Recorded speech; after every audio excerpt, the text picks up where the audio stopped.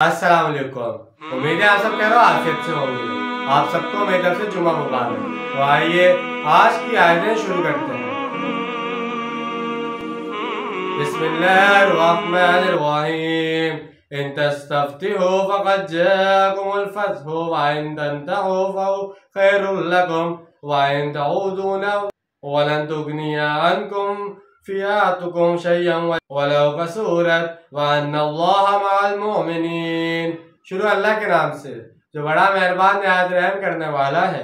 अगर तुम फैसला चाहते थे तो तुम्हारे पास अल्लाह का फैसला आ चुका, और अगर अब भी तुम बाज आ जाओ तो ये तुम्हारे लिए बेहतर है, और अगर तुम फिर यही करोगे तो हम भी यही कुछ दोबारा करेंगे, और तुम्हारी ये जमीयत तुम्हारे किसी काम नहीं आ सकेगी, ख्वाह कितनी ही ज्यादा हो। और ये कि अल्लाह अहले ईमान के साथ है।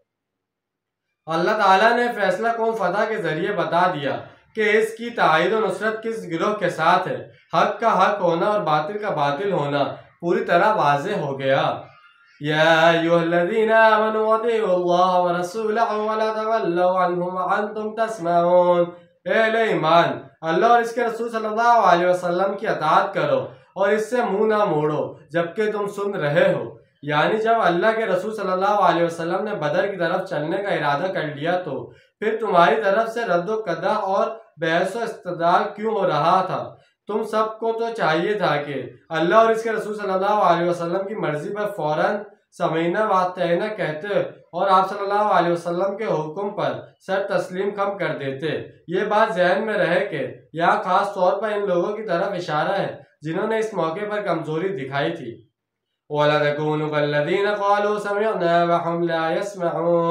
और इन लोगों की मानिंद मत हो जाओ जो कहते हैं कि हमने सुन लिया और हकीकत में वो सुनते नहीं हैं। यानी सिर्फ जबान से समीना कह देते हैं मगर इनके दिल अपने ख्यालात और मफादात ही पर डेढ़े जमाए रहते हैं। अताअत पर इनकी तबीयत में यकसुई पैदा ही नहीं होती। चुनाचे इस तरह के सुनने की सरे से कोई हकीकत ही नहीं है। इन्ना शर्रल दवाबि इंदल्लाहि सुम्मुन बुक्मुन लज़ीना ला यअक़िलून। यकीनन तमाम चौपाहों में अल्लाह के नज़दीक बदतरीन वो बहरे गूंगे इंसान है जो अकल से काम नहीं लेते। यहाँ पर वाज़ेह तौर पर मुनाफिकीन को बदतरीन जानवर करार दिया गया है। वलौ अलिमल्लाहुल फ़ीहिम खैरन लअस्मअहुम वलौ अस्मअहुम लतवल्लौ वहुम मुअरिदून। और अगर अल्लाह के इल्म में होता कि इनमें कोई खैर है तो वो इन्हें सुनवा देता, और अगर वो इन्हें भलाई के बगैर संवा भी देता तो वो एराज करते हुए पीठ फेर जाते। अगर अल्लाह ताला इन लोगों के अंदर कोई सलाहियत पाता तो इनको सुनने और समझने की तौफीक दे देता, लेकिन अगर इन्हें बगैर सलाहियत के तामीर हुक्म में जंग के लिए निकल आने की तौफीक दे भी दी जाती तो ये खतरे का मौका देखते ही पीठ फेर कर भाग खड़े होते। ये खास तौर पर इन लोगों के लिए तबसरा है जो कुफ्फार के लश्कर का सामना करने में पसो पेश कर रहे थे। तो जैसे कि आज हमने चंद आयतों का तर्जुमा और तफसील बयान की है, इनके अंदर हमें उन्हीं लोगों के बारे में बताया गया है जिनको जंग का ऐलान होने के बाद भी वो जंग के लिए नहीं निकले थे। उन्होंने कमजोरी दिखा दी थी, अपने कोई ना कोई बहाने मार दिए कि हम नहीं जा सकते, ये मसला है वो मसला है।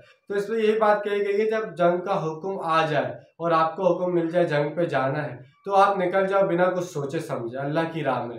तो इंशाअल्लाह आज की वीडियो आपको समझ में आई होगी, पसंद आई होगी। मिलते हैं अगली वीडियो। अपना ढेर सारा ख्याल रखिएगा, अपना ज़्यादा दूसरों का ख्याल रखिएगा। जब तक के लिए अल्लाह हाफिज, फी अमान अल्लाह।